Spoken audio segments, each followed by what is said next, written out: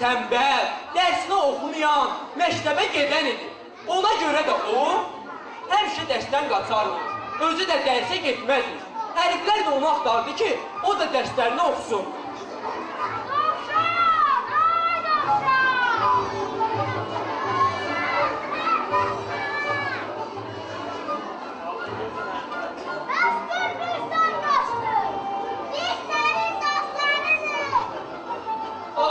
Siz kimsiz? Siz? Həriflər? Deyirsən, bu da bizi tanıma. Sən heç məktəbə getməlisən. Getmişəm. Deyirsən, buradan dərslərini Dovşan kim oxuyur? Dovşan? Dovşan kimdir? Bizi xülan verirsən. Yoruldum. Neyniyək? Mənim dişim budur da, sual vermək. Əslində uşaqlar, bunların hamısı Dovşanı çox gözəl tanıyır. Elə mən də onları yaxşıca tanıyıram. Sən kimsən? Sən hərifsən? Sənin də mı hərifsən, hə? Və sən bura nöşkər misən? Onlar önə getdilər. Onlar getdilər Dovşanı axtarmağa. Qaldım. Qaldın döş dallarınca. Tez. Hə uşaqlar, əslində mən o hərifləri çox gözəl tanıyıram. Sadəcə olaraq özümü tanımamazlığa vurmuşum. Çünki onlar özlərindən çox razıdırlar.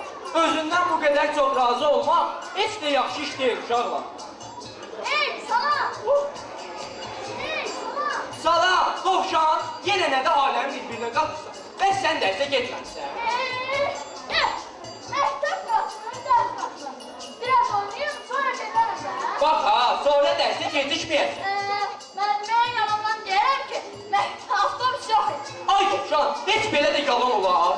Olmaz. Meşədə avtobus olur. Olmaz. Yox.